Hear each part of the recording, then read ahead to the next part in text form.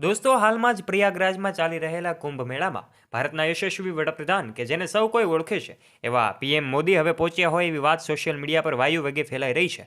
ત્યારે શું તમને ખબર છે આખરે ભારતના વડાપ્રધાન નરેન્દ્ર મોદી આજે એમના પત્ની સાથે ત્યાં પહોંચ્યા છે? પછી એ વાતો ખોટી હોય કે આ સાચી, એ માહિતીના પ્રૂફ આજના વિડીયોમાં તમને ખબર પડી જશે. માટે વિડીયોમાં આગળ વધીએ તે પહેલા વિડીયોને કરી દેજો એક લાઇક, અને ચેનલ પર જો તમે પહેલી વાર આવ્યા છો તો નીચે રહેલું બેલ આઇકન દબાવીને અમારી યુટ્યુબ ચેનલને અવશ્ય સબસ્ક્રાઇબ પણ કરી લેજો. દોસ્તો, ભારત જેવા દેશમાં વડાપ્રધાનનો નિર્ણય ખૂબ મહત્વનો ગણાય છે. એવા નરેન્દ્ર મોદી હંમેશા ચર્ચાનો વિષય બને છે. અનેક મહિલાઓના અધિકાર અને સન્માન માટે કાર્ય કરતા મોદીજી અને આ સાથે દેશના વિકાસ માટે હંમેશા તેઓ તત્પર રહેતા હોય છે. ત્યારે આ મહાકુંભ મેળામાં પણ તેઓ હાજરી આપતા જોવા મળી રહ્યા છે. 3 દિવસ સુધી આ નરેન્દ્ર મોદી પોતે મહાકુંભ મેળામાં રોકાય એવી શક્યતાઓ સોશિયલ મીડિયા પર વાયરલ થતી હતી, પરંતુ આ માહિતી ખોટી છે. કારણ કે નરેન્દ્ર મોદી પોતે પોતાના વ્યસ્ત સમયમાંથી અમુક સમય માટે જ તે પ્રયાગરાજના કુંભ મેળામાં જવાના છે. ત્યારે શું એમને પત્ની મળ્યા છે? આ વાતો સાચી છે કે ખોટી છે એ તમને વિડીયોના અંત સુધીમાં જરૂરથી ખબર પડી જશે. માટે વિડીયોને અંત સુધી જોવાની જવાબદારી તમારી છે.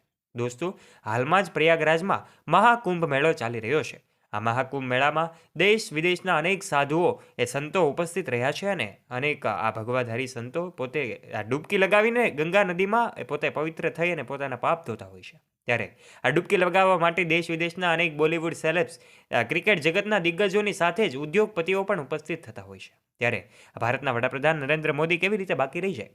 નરેન્દ્ર મોદી પણ પોતે આ ગંગા નદીમાં ડૂબકી લગાવવા માટે અને પ્રયાગરાજના કુંભ મેળામાં દર્શન કરવા માટે પહોંચ્યા છે. ત્યારે દોસ્તો, તસવીરોમાં એ પણ જોવા મળી રહ્યું છે કે નરેન્દ્ર મોદી પોતે આ સ્નાન કરીને ધન્યતાની અનુભૂતિ કરી રહ્યા છે. સાથે જ અનેક લોકો એમને મળી રહ્યા છે. ત્યારે કેટલાક યુઝર્સ એવી કોમેન્ટ્સ કરી રહ્યા છે કે નરેન્દ્ર મોદી એમના પત્ની સાથે હોય, પરંતુ આ વાતો ખોટી છે. કારણ કે નરેન્દ્ર મોદી એમના પત્ની સાથે માત્ર લગ્નના 3 વર્ષ જ સાથે રહ્યા હતા. ત્યારબાદ બંને એકબીજાથી છૂટાછેડા વગર જ તેઓ અલગ થયા હતા. કારણ કે નરેન્દ્ર મોદીએ દેશ સેવાને પ્રાધાન્ય આપ્યું હતું.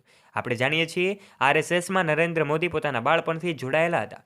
ત્યારબાદ ધીમે ધીમે તેઓ રાજકીય કારકિર્દીની શરૂઆત કરે છે. રાજકીય જીવનના પ્રવેશતાની સાથે જ નરેન્દ્ર મોદી પોતે એક આરએસએસના પ્રમુખ બને છે, અને ત્યારબાદ ધીમે ધીમે એની જે રાજકીય કારકિર્દી છે એની શરૂઆત થાય છે. આ તમામ માહિતી તમને ખબર હશે. આ સમય દરમિયાન નરેન્દ્ર મોદી માત્ર 3 વર્ષ જ એમના પત્ની સાથે રહ્યા હતા. એમના પત્નીનું નામ છે જશોદાબેન મોદી, કે જે આજે એ ગુજરાતના જોશણા જિલ્લાના એ બાંસવાડા જિલ્લામાં રહેલા એક જોશણા ગામ છે. ત્યાં પોતે એમના પરિવાર સાથે, એમના ભાઈઓ સાથે રહેવાનું પસંદ કરે છે. આજે ભલે નરેન્દ્ર મોદી એમને બોલાવતા ન હોય કે નરેન્દ્ર મોદી એમને બોલાવવા માટે તૈયાર ન હોય, આજે એમને પણ યાદ કરીને જશોદાબેન એમના વિશેની વાતો અને ઇન્ટરવ્યૂમાં કેટલીક માહિતી શેર કરતા હોય છે. ત્યારે નરેન્દ્ર મોદી માટે આજે પણ તેઓ વ્રત કરે છે. આજે પણ નરેન્દ્ર મોદી જો એમને બોલાવી લે તો આજે જશોદાબેન જવા માટે તૈયાર છે. આ શબ્દો અમારા નથી દોસ્તો, આ શબ્દો છે મોદીના પત્ની જશોદાબેનના, કે જેમણે એક સાક્ષાત્કાર દરમિયાન કહ્યા હતા. ત્યારે આ સોશિયલ મીડિયા પર જે વાયરલ થયેલી તસવીરો છે એ ખોટી છે.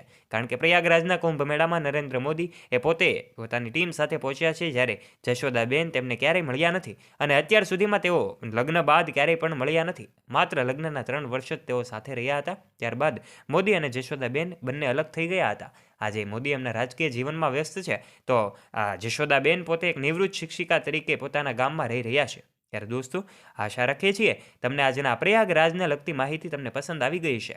પ્રયાગરાજમાં નરેન્દ્ર મોદી અને આ સાથે જ અનેક નેતાઓ અને ઉદ્યોગ જગતના દિગ્ગજો સાથે ક્રિકેટના દિગ્ગજો અને બોલિવૂડ સેલેબ્સ પણ ઉપસ્થિત થતા હોય છે. ત્યારે નરેન્દ્ર મોદીની આ તસવીરો તમને અમે જણાવી દીધી છે અને સાચી માહિતી આપી દીધી છે. વિડીયો ગમે હોય તો વિડીયોને લાઇક કરજો, તમારા ફ્રેન્ડ્સ સાથે શેર કરવાનું ના ભૂલતા, તથા આવા જ રોચક અને રસપ્રદ વિડીયોઝ નિહાળવા માટે અમારી યુટ્યુબ ચેનલને નીચે રહેલું બેલ આઇકન દબાવીને અવશ્ય સબસ્ક્રાઇબ પણ કરી લેજો. ધન્યવાદ.